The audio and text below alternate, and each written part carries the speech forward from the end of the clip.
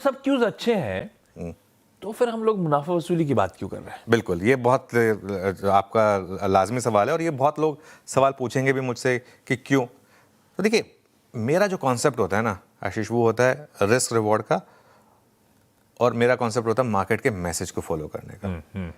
सबसे इंपॉर्टेंट चीज़ होती है मार्केट में रिस्क रिवॉर्ड का कॉन्सेप्ट।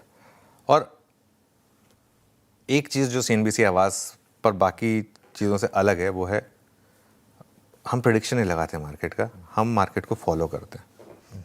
क्योंकि प्रिडिक्शन करने में आप रोज़ 70 प्रिडिक्शन करेंगे, एक ना एक दिन तो वो सही होगी, लेकिन उस बीच में जितना लोगों का पैसा जाएगा उसका क्या, ठीक है। तो क्या होता है, टॉप और बॉटम, मैं फिर बात कह रहा हूँ ना, हमने टॉप का अनुमान लगाया ना हमने बॉटम का अनुमान लगाया। कभी ये नहीं बोला कि इस लेवल पे जाके होगा टॉप या इस लेवल पे जाके होगा बॉटम, लेकिन एक बार मार्केट ने वो कंफर्मेशन दे दिया हमको, उसके बाद वो दोनों तरफ की ट्रेड हमने प्ले की। चाहे वो 24,800 25,000 से लेकर 22,200 तक की शॉर्ट ट्रेड थी, या फिर उसके बाद 22,500 22,700 से लेकर 24,200 तक की जो लॉन्ग ट्रेड थी। दोनों साइड में ये कहूँगा कि आपको मोर और लेस 1500 पॉइंट निफ्टी पर आराम से मिले होंगे ऑन अ ट्रेडिंग साइड। अब बाजार हमें मैसेज मुनाफा वसूली का दे रहा है। अगेन, मैं मार्केट का स्टूडेंट हूँ, मैं मार्केट को अपना बॉस मानता हूँ, और जो मुझे मार्केट कहे मैं उसको मानता हूँ। तो मुझे एक सेंस बन रही है कि मार्केट कह रहा है कि आप थोड़ी सी प्रॉफिट बुकिंग करके साइड लाइन पर बैठ जाओ। वैसे आज फ्राइडे है आशीष, वीकेंड से पहले आप नॉर्मली बड़ा रिस्क नहीं लेते हैं। ये एक और चीज़ है जो हमने पिछले कुछ हफ्तों में सीखी है। पिछले मंडे भी आपको याद होगा, इस मंडे भी आपको याद होगा, एक बार के लिए 600 पॉइंट का गैप डाउन हो गया था।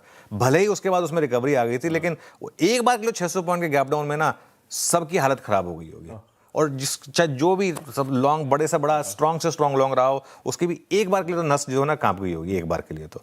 और वो सारी की कमेंट्री स्टेटमेंट सब धरी की धरी रह गई होगी एक बार के लिए तो वो एक मंडे का रिस्क हमेशा रहता है मार्केट में वीकेंड के बाद। अच्छा, एक और चीज़, 2 दिनों में अगर आप इंट्राडे चार्ट देखेंगे निफ्टी का या बैंक निफ्टी का, निफ्टी का चार्ट ही दो कर का, ऐसे ही बैंक निफ्टी का चार्ट रखिए, किसी को भी बिठा के पूछ लीजिए कि पैसा कैसे बना होगा 2 दिनों में शॉर्ट करके, इंट्राडे में शॉर्ट करके। लेकिन उसको कवर करने का भी बात होती, क्यों? क्योंकि ट्रेंड इतना मजबूत है कि किसी भी शॉर्ट की हिम्मत नहीं होती अपनी शॉर्ट पोजीशन को कैरी करने की। अगर मार्केट में निफ्टी ने 2-3 दिन डे लो पर बंद होना शुरू किया तो वो आपको एक साइन देगा कि अब शॉर्ट जो है वो कैरी करने में भी कॉन्फिडेंट है, ठीक है। अभी मैं शॉर्ट का व्यू नहीं ले रहा हूँ, बार बार मैं ये व्यू कह रहा हूँ क्योंकि बाजार में ट्रेंड अभी भी मजबूती का है, इसलिए इंट्राडे से रिकवरी भी आ रही है। तो ये तो बात हो गई इंडेक्स की, लेकिन मैं स्टॉक स्पेसिफिक अभी भी नहीं कह रहा हूँ कि आप बुक करें। स्टॉक स्पेसिफिक अभी भी मौके बहुत अच्छे हैं। प्रॉफिट बुकिंग की बात इंडेक्स पर है। स्टॉक्स में आप देखें, कल का एडवांस डिक्लाइन लेकर आए एक बार जरा, और कितना स्ट्रांग था ये देखिए। एक बार के लिए ऑलमोस्ट 1:1 पर आ गए थे, लेकिन वापस रिकवर होकर 2:1 पर हम बंद हुए हैं। और इसके लिए मेरा मानना यह है कि इंडेक्स से ज़्यादा आप स्टॉक पर फोकस करें।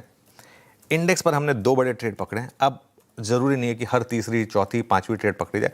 जब वो आएगी बड़ी ट्रेड तब बात करेंगे। अभी मुझे यहाँ से कोई ना 1500 पॉइंट की अपसाइड या 1500 पॉइंट की डाउन साइड की ट्रेड नहीं दिख रही है।